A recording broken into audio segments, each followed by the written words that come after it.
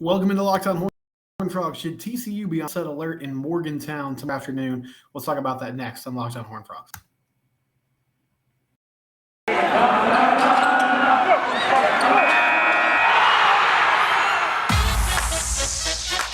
You are Locked On Horned Frogs, your daily podcast on the TCU Horned Frogs, part of the Locked On Podcast Network, your team every day.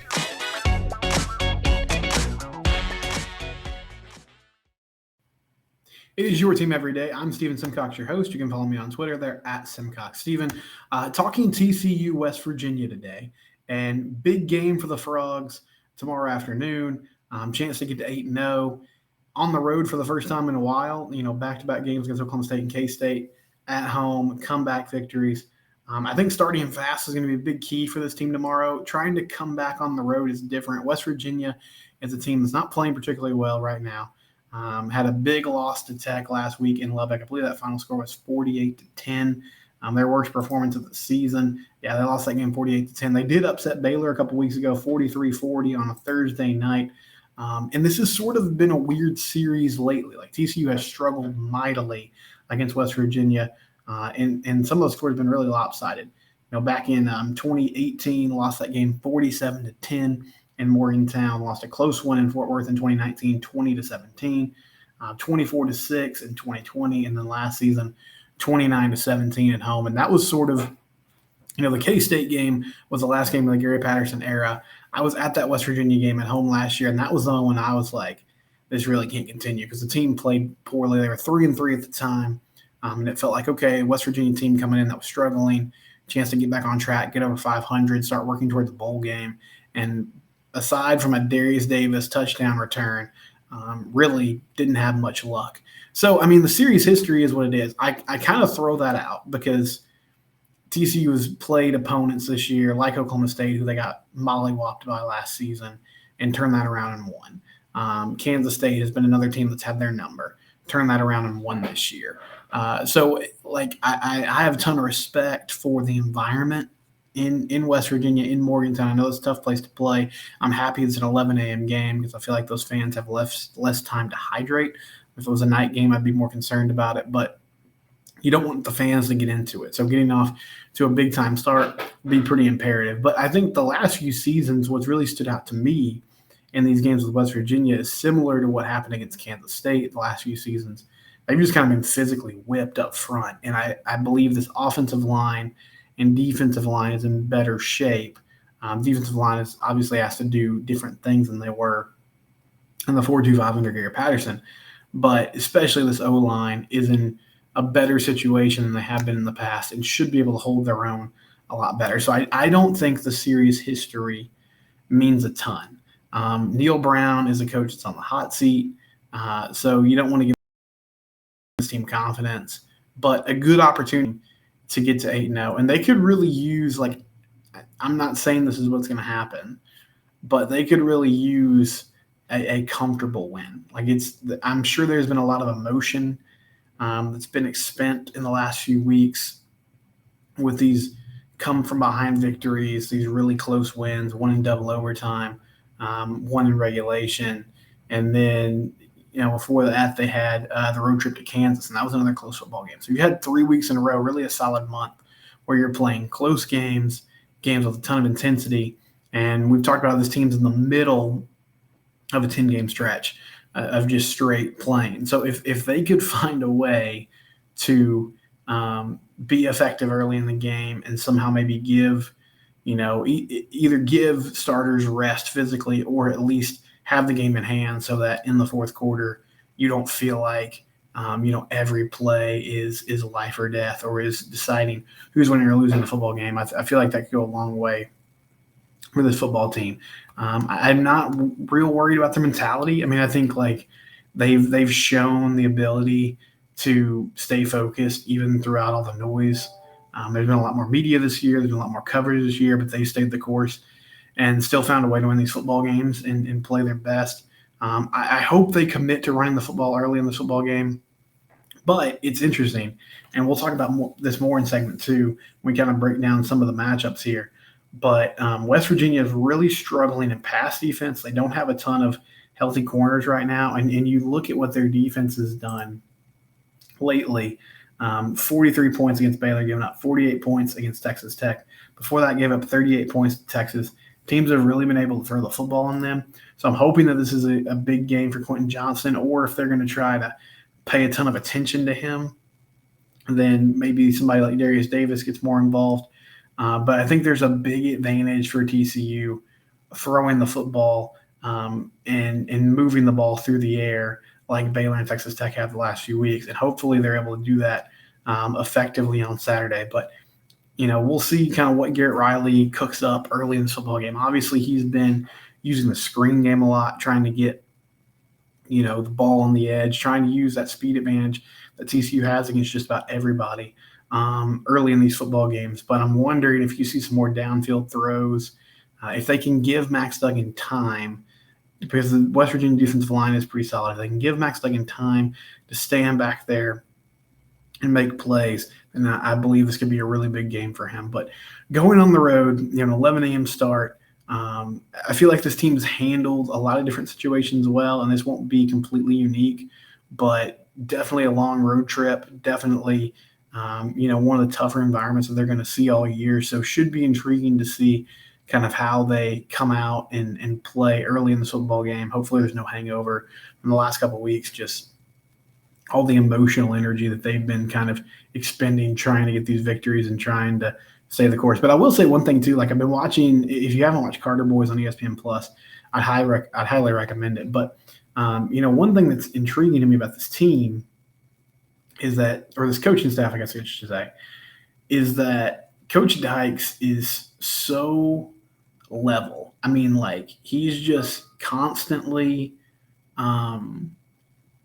the same. It's the same message. It's always about doing your job. It's always about not doing too much. It's about doing what's in front of you.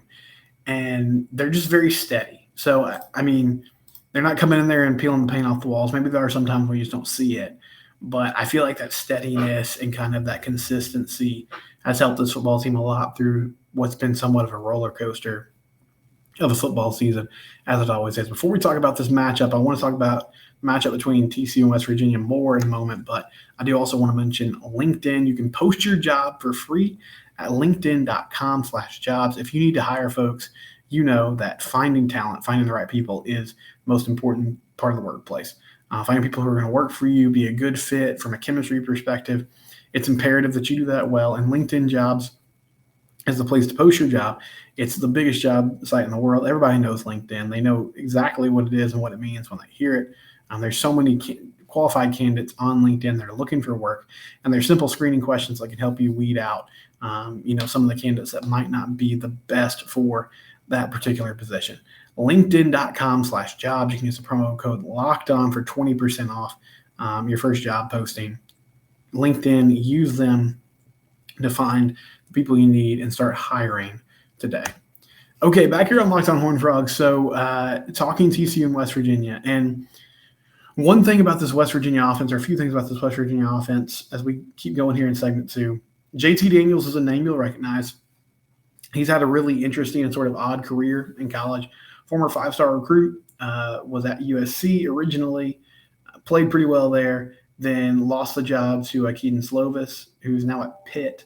And so JT Daniels transferred over to Georgia, and everybody just assumed, like, that's a great fit, right? Like, Georgia has an incredible defense. He'll just step in there and add to that offense, and he'll be the guy, and Georgia will raise their ceiling. And what ended up happening is Stetson Bennett won that job and never gave it up. So, last offseason, after Georgia won a national title, hit the transfer portal again, ends up at West Virginia. And, I mean, you see, like, when you watch JT Daniels, you see why people have raved about him throughout his career, because he has a really strong arm. He can fit the ball in tight windows. Now, that can hurt him 6 interceptions this year, but he's got 10 touchdowns. He's thrown for 1,686 yards and has a completion percentage of around 63%. So he's had a really solid year there at West Virginia. And this is a team that can still score even with some of the struggles they've had. They put up points on Kansas earlier this year. They put up points on Virginia Tech. They put up points on Baylor. So it's a dangerous offense. And We've discussed some of the issues that TCU's had defending the pass this season.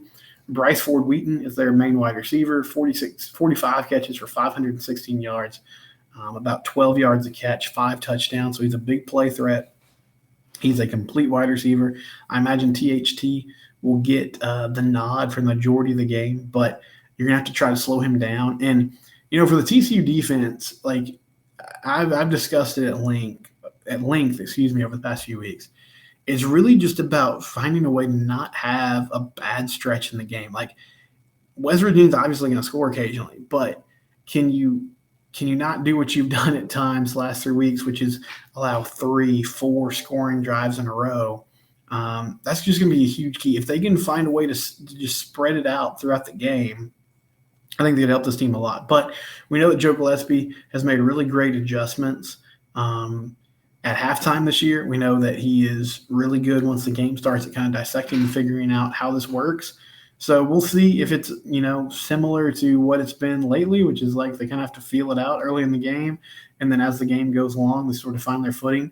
But this is a team that can throw the football around a little bit. Tony Mathis, their main running back, he has around 500 yards this year. He is out this week. C.J. Donaldson, one of their good backs, he has 422 yards on the season, averaging about 6 yards a carry and 6 touchdowns. And he is expected to play. I know he's been dealing with some injuries as well.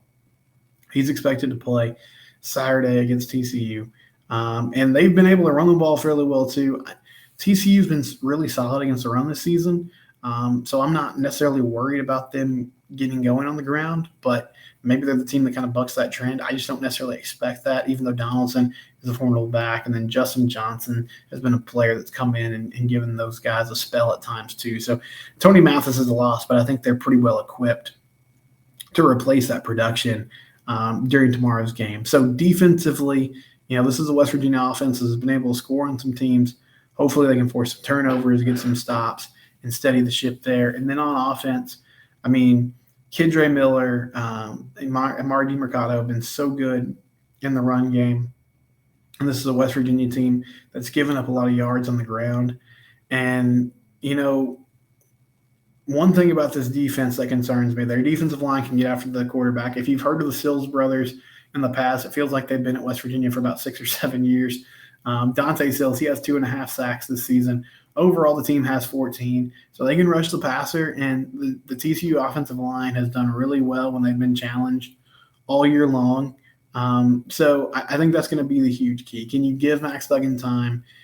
The team in general, it's been amazing to me how well the offense has taken care of the football this year. Max only has 1 interception. They haven't put the ball on the ground a lot. They've just done a great job staying, positive in the turnover margin. But, man, I hope that they can just take care of business tomorrow, get off to a quick start, and kind of put their foot on the gas. This is a West Virginia team.